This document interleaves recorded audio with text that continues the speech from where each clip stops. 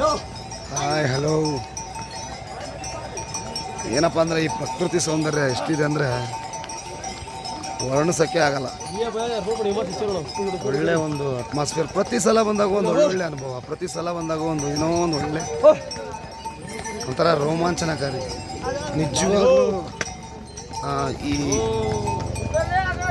ಜಾಬ್ನ ಆರಿಸ್ಕೊಂಡಿರೋದು ನನ್ನ ಪುಣ್ಯ. ಯಾಕಪ್ಪ ಅಂದರೆ ವರ್ಷಕ್ಕೆ ಒಂದು 4 ಸಲನಾದರೂ ನಾನು ಕೇದಾರ್ನಾಥಕ್ಕೆ ಬಂದು ಹೋಗ್ತೀನಿ. ನಿಜವಾಗ್ಲೂ ಇದು ಒಂಥರ ಸ್ವರ್ಗ. ಇದು ಹೇಳಿದರೆ ಗೊತ್ತಾಗಲ್ಲ, ಬಟ್ ನೋಡ್ಬೇಕು ಇಲ್ಲಿ ಬಂದು. ದಯವಿಟ್ಟು ಎಲ್ಲರೂ ಒಂದು ಸಲನಾದರೂ ಜೀವನದಲ್ಲಿ ನೀವು ಗಟ್ಟಿ ಇರೋದ್ರೊಳಗೆ ಈ ಚಾರ್ಧಾಮ ಯಾತ್ರೆ ಮಾಡಿ. ಇದು ಎಷ್ಟು ಸುಂದರವಾಗಿದೆ ಅಂತಂದರೆ ಭೂಮಿ ಮೇಲಿನ ಸ್ವರ್ಗ. ನಿಜವಾಗ್ಲೂ ನಾವು ಎಷ್ಟೋ ಸಣ್ಣ ಸಣ್ಣ ಪ್ಲೇಸ್ಗಳು ನೋಡೇ ನಾವು ಯಪ್ಪ ಎಷ್ಟು ಚೆನ್ನಾಗಿದೆ ಅಂತೀವಿ. ಬಟ್ ಇದನ್ನು ನೋಡಿದರೆ ನೀವು 22 ಕಿಲೋಮೀಟ್ರ್ ನಾವು ಕುದುರೆಲಿ ಹೋಗ್ತಾ ಇದ್ದೀವಿ. 4.25 ಅವರ್ ಆಗಿದೆ. ಇನ್ನೊಂದು ಅರ್ಧ ಗಂಟೆಯಲ್ಲಿ ನಾವು ಕುದುರೆಲಿ ಮುಡ್ತೀವಿ ಕೇದಾರನಾಥಕ್ಕೆ.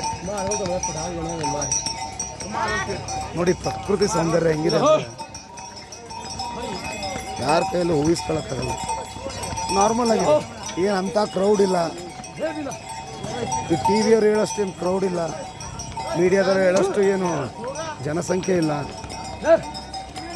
ಎಲ್ಲೂ ಏನು ಸಾವು ನೋವುಗಳಿಲ್ಲ. ಅವ್ರು ಹೇಳ್ತಾರೆ ಬರಬೇಡಿ, ನೀವು ಬಂದರೆ ಮತ್ತೆ ಊರಿಗೆ ವಾಪಸ್ ಹೋಗಲ್ಲ, ಹಾಗಾಗುತ್ತೆ ಹೀಗಾಗುತ್ತೆ. ನೋಡಿ ಇಲ್ಲಿ ಸ್ನೋ ಬಿದ್ದಿದೆ, ಹಿಂದೆ ಹಿಮಾಲಯ ಪರ್ವತ ಕಾಣಿಸ್ತಾ ಇದೆ ನಿಮ್ಗೆ ಹಿಂದೆ. ಇಲ್ಲೆಲ್ಲ ರಾತ್ರಿ ಬಂದವರಿಗೆ ಉಳ್ಕೊಳ್ಳೋಕ್ಕೆ ಟೆಂಟ್ಗಳಿದ್ದಾವೆ. Commando tents, normal tents. ಇಲ್ಲಿ ಬಂದವರೆಲ್ಲ ಉಳ್ಕೋಬೋದು ರಾತ್ರಿ.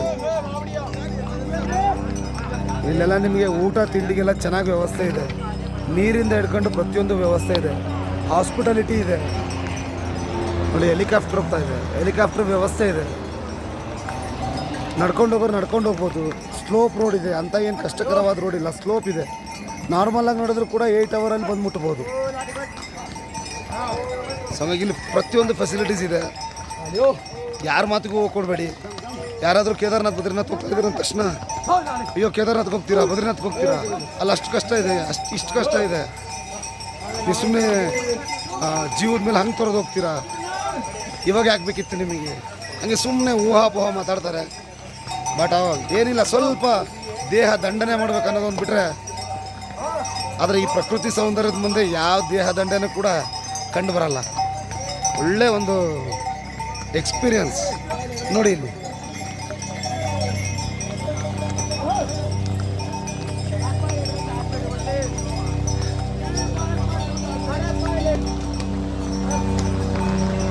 ಇಂಥ ಸುಂದರವಾದ ಭಾರತ ದೇಶದಲ್ಲಿ ನಾವು ಹುಟ್ಟಿರೋದು